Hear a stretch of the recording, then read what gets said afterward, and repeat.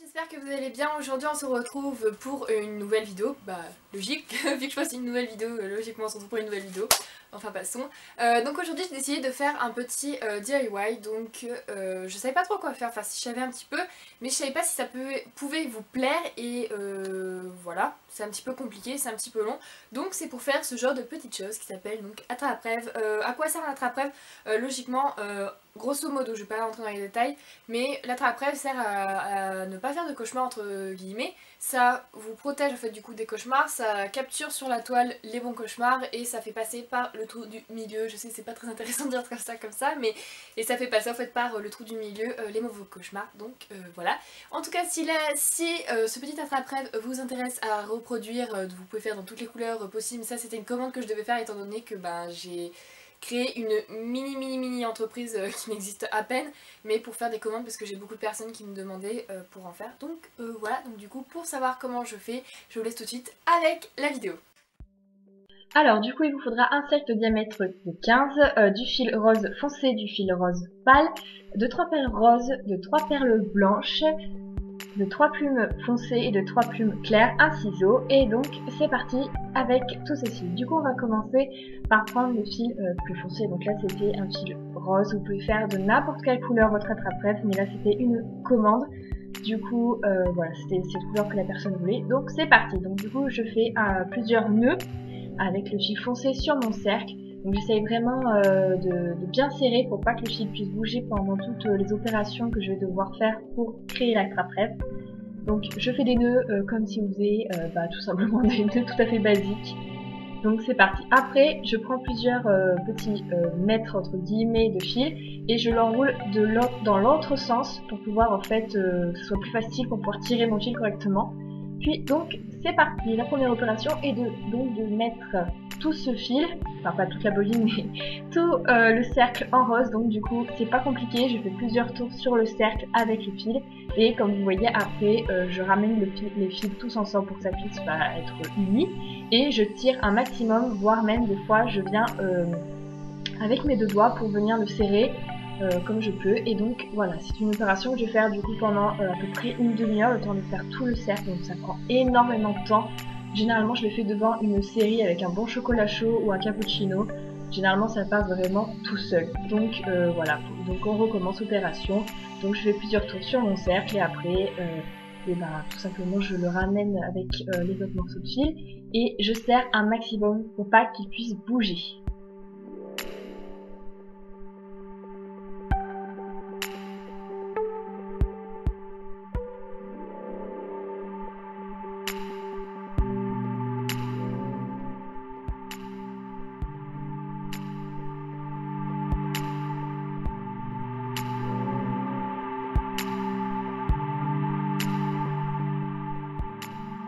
Donc c'est aussi une opération qui prend donc, comme je vous disais du temps, mais ça fait aussi très mal aux doigts et aux mains parce que on fait toujours du coup les mêmes répétitions, donc c'est la pure manutention. Je vais y arriver aujourd'hui. Et du coup c'est vrai qu'au tout début moi j'avais énormément mal aux mains quand j'en faisais plusieurs dans la journée. Après on s'y habitue bien sûr. Mais c'est vrai que du coup ça m'a un petit peu abîmé les doigts de faire ça assez souvent puisque j'en fais à peu près 4 voire ouais, j'ai déjà fait 15 attrape-rêves en une semaine, donc ça prend énormément de temps, c'est un truc de fou quand on peut avoir mal aux mains. Surtout cette période où il fait froid, on a toujours un peu les mains froides, surtout moi, je sais pas si vous c'est pareil. Du coup, ça fait vachement mal aux mains. Mais bon, franchement, si vous en faites juste un pour vous ou vos amis, bon, vous allez avoir un petit peu mal, mais du coup, il n'y a aucun souci. Aussi, comme vous pouvez voir juste à l'instant, j'avais mon fil, des fois, je sais pas comment vous dire, mais il tourne dans l'autre sens. Au tout début où j'avais serré, du coup, faut pas hésiter à revenir et resserrer un maximum avec les doigts pour refaire tourner dans le bon sens. Ça arrive très souvent parce que bon, comme on est toujours en train de manipuler le fil, ça bouge souvent. Et donc là, comme vous pouvez voir, on est à la fin de l'opération.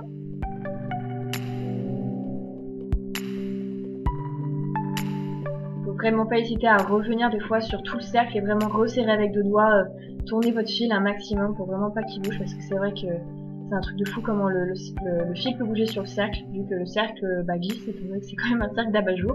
Donc voilà.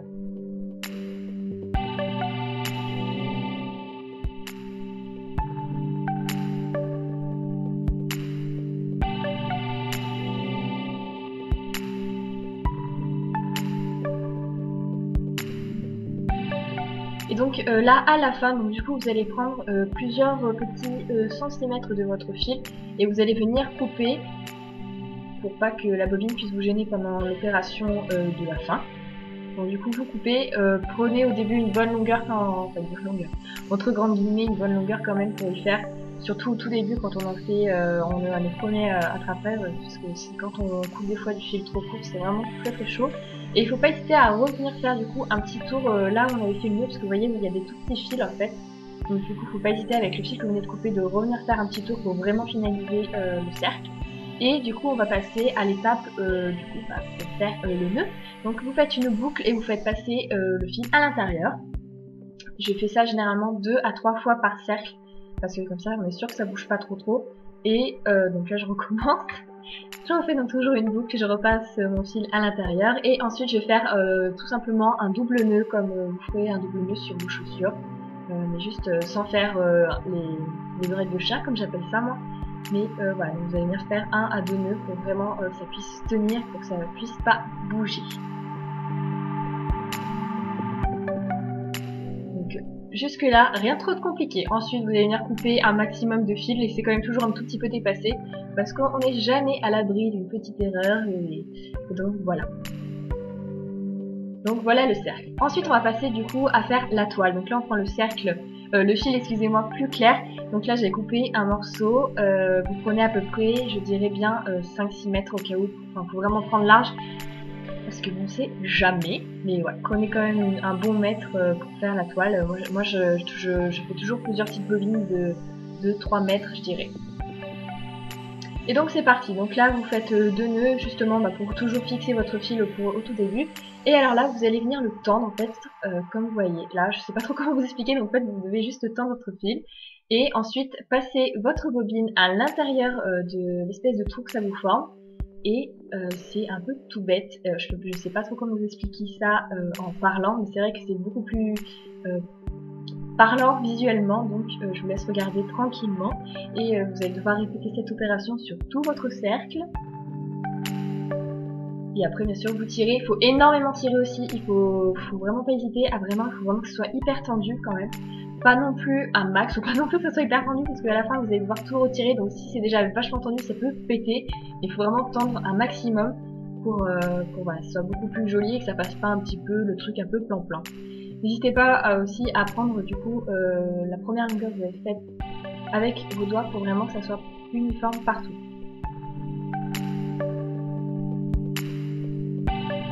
Donc voilà, donc là j'ai refait un deuxième et là on va le faire du coup sur tout le cercle et ça prend pas mal de temps aussi.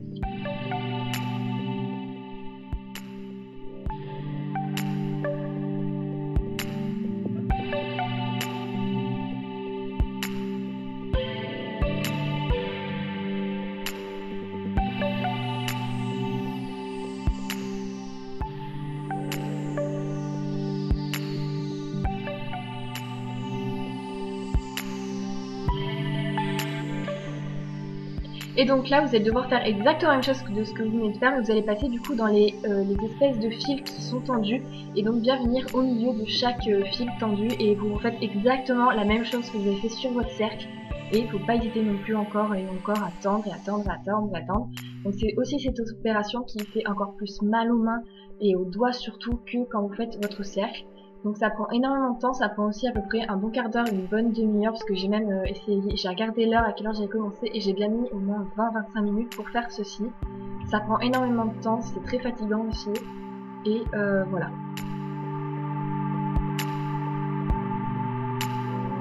Donc voilà après plusieurs minutes. Donc là je vous montre en fait le dernier tour que je fais. Donc vous faites exactement pareil, hein. Donc c'est un petit peu plus compliqué du coup, vu qu'après c'est vachement plus resserré l'espèce de triangle que ça vous fait, mais voilà, c'est un petit peu pénible cette dernière opération à faire, mais quand ça fait bien correctement, tout passe nickel.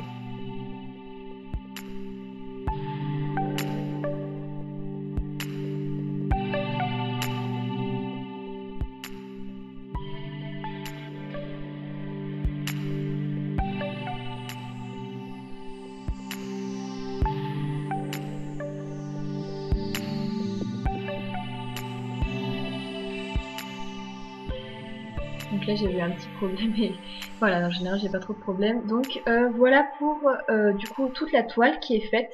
Et donc maintenant on va devoir venir serrer en fait, parce que là vous voyez ça fait un gros trou énorme. Donc là vous découpez une bonne petite longueur aussi de fil avec votre ciseau, et avec la longueur qui vous reste, voilà, vous allez devoir passer dans chaque petit triangle que vous voyez. Donc une fois en dessous, puis une fois au-dessus. Donc on commence en dessous, puis au-dessus. Et on fait ça sur tous les triangles que vous avez, les tout derniers triangles en fait. Donc au-dessus, au-dessous, en-dessus, en-dessous. Et voilà. N'hésitez surtout pas à faire le tout dernier, parce qu'au début je l'avais oublié. Enfin pas dans celui-là, mais voilà, ça au début on a un petit peu oublié. Et là, vous tirez doucement, mais vous tirez quand même bien avec de la force quand même. Et voilà, donc là ça vous fait votre cercle. Donc là c'est une étape où peut-être vous faire aider de quelqu'un si vous êtes tout seul à faire ça et que vous êtes assez jeune. Parce que c'est très compliqué. Moi-même j'ai eu un petit peu de mal pour celui-ci, parce que généralement je vous conseille de le faire en position assise et pas debout comme j'ai fait. Alors là du coup pour venir comment dire, faire votre nœud, vous allez devoir faire passer votre fil dans un des triangles ou au milieu de votre cercle, comme vous voyez là à peu près. Je sais qu'on voit pas trop, je suis un petit peu désolée. Et vous allez devoir faire passer en même temps dans un autre triangle et faire vous allez laisser du coup votre fil pendre un petit peu comme une boucle, et vous allez passer votre fil dans cette boucle là pour pouvoir tout simplement faire un nœud pour pas que ça bouge. Mais je sais que c'est pas trop voyant sur la vidéo, c'est un petit peu compliqué à faire et à expliquer, mais je pense que quand vous allez le faire, vous allez vite comprendre comment il faut faire. Donc voilà, donc là c'est fini, on va peut-être pas laisser non plus ce fil tendre derrière, c'est pas très joli. Du coup, comme j'ai fait pour chaque chose, je refais un nœud pour bien faire tenir tout. Finalement j'en fais deux, donc certes ça se voit un petit peu quand on va même couper le fil, ça va se voir encore un peu, mais au moins on est sûr que ça tienne et que ça ne bouge pas. Et donc vous venez couper à peu près à ras. Et donc voilà. Du coup maintenant on va s'attaquer du coup tout simplement aux plumes et aux perles. Alors du coup vous allez reprendre le fil, donc vous prenez n'importe quelle couleur de fil. Moi je fais généralement la couleur du cercle, donc vous prenez votre fil, vous calculez à peu près la longueur que vous voulez mettre aux plumes. Vous pouvez en mettre beaucoup plus que ça, et moi c'est vrai que je mets toujours 6 plumes, 6 perles, donc comme ça c'est pratique, ça utilise un petit peu moins de choses, et voilà. Donc du coup vous allez faire tout simplement, vous allez bien mettre vos fils. Enfin là je fais d'abord un essai avec mes plumes, donc je regarde comment je vais faire, etc.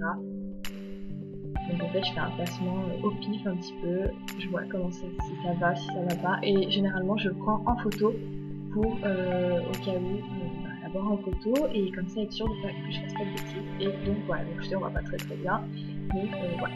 Et ensuite je prends mes perles et je viens avec mon ciseau finaliser les trous, parce que généralement ces perles là elles ont des trous des fois qui sont un petit peu bouchés, donc en fait c'est juste une petite pellicule à enlever. Donc voilà, ça prend quand même 2 petites minutes, mais bon, c'est plus pratique pour après.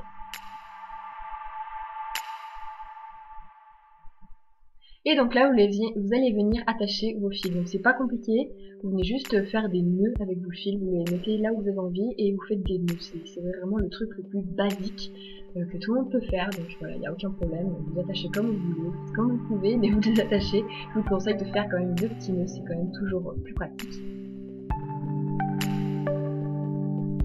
Et voilà. Donc quand on a fait ça, après je prends un stylo, j'ai oublié de vous le dire au tout début, mais je vais prendre un stylo et je vais donc venir enfiler les perles comme j'en avais envie. Je vais essayer de les mettre du coup à la hauteur que j'ai envie, je vais regarder après avec les plumes si ça le fait ou si ça ne le fait pas. Et après je vais venir faire en fait des marques sous les perles pour que je puisse faire des nœuds. Donc je vais tout vous montrer et vous expliquer en même temps. Du coup là j'enfile toutes mes perles, donc ça prend un petit peu de temps aussi parce que des fois ça ne veut pas, des fois je suis obligée de recommencer plusieurs fois avant que ça puisse passer correctement. Donc voilà. Donc quand j'ai mis mes perles, je vais venir prendre avec tout simplement un stylo. Donc là déjà je mets à peu près à hauteur, je vois à peu près pour la plume, pour pas que ça dépasse sur la perle pour qu'on puisse voir la perle. Et j'essaye de mettre toutes à peu près à la même hauteur. Donc voilà. Quand c'est fait, du coup je prends mon stylo et je fais donc une marque sous les perles. Ça ne se verra pas après sur la trapèze puisque du coup généralement les marques seront cachées par le nœud au fait que ça sera fait. Et voilà, donc tout bonnement je vais venir faire mes petits nœuds. Donc là j'enlève pas les perles bien sûr, sinon on va pas les remettre après. Donc je fais des doubles nœuds, tout bêtement. En fait ça va permettre à faire tenir la perle pour pas qu'elle tombe, c'est quand même mieux. Donc voilà. Pour si vous mettez comme moi 2 perles sur un fil à un moment donné, il faut que vous enlevez votre perle et du coup la remettre après pour faire les trucs. Ensuite vous avez juste besoin de faire passer vos plumes dans les perles. Donc je sais, des fois ça ne peut pas très bien tenir. Vous pouvez aussi mettre vous pouvez vous aider avec un pistolet à colle pour que ça puisse tenir. Et voilà. Et ensuite je viens couper les petits fils qui dépassent. Il faut faire aussi très attention quand vous faites cette opération parce qu'une fois ça m'est arrivé que je coupe la toile sans faire exprès en même temps que je coupe un petit fil et donc du coup j'ai dû tout recommencer, c'était un petit peu embêtant, mais faites quand même un petit peu attention même si c'est une étape très facile quand même. On va pas se le cacher. Et voilà. Et quand c'est fait bien sûr, et ben, il faut quand même faire une attache pour qu'on puisse l'accrocher. Donc du coup je vais reprendre du fil, donc soit le foncé soit le clair.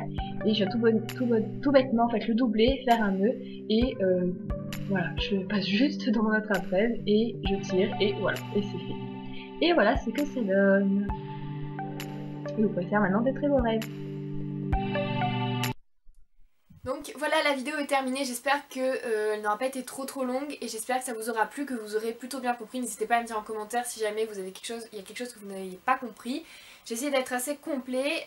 Il faut savoir que pour ce genre d'attrape-rêve, donc là c'est un diamètre de 15 si je me trompe pas, je mets à peu près 2h30 à 3h, ça peut dépendre. Puisque bah, le temps de faire le tour ça met du temps, le temps de faire la toile ça met du temps aussi un petit peu, et de mettre en fait bah, tout ça, de vraiment tout régler c'est un petit peu compliqué, mais voilà, je trouve que c'est vraiment quelque chose de super sympa. En plus on peut du coup le personnaliser, on peut rajouter des perles dans la toile, on peut rajouter autant de perles qu'on veut, on peut rajouter autant de plumes qu'on veut. Donc voilà, c'est tout pour cette vidéo. Du coup je vous retrouve jeudi si je me trompe pas pour une autre vidéo, je sais pas trop quoi ce que ça va être le jour où je filme cette vidéo. Et voilà, en tout cas, passez une très bonne semaine et je vous laisse du coup sur cette fin et je vous dis à jeudi. Ciao.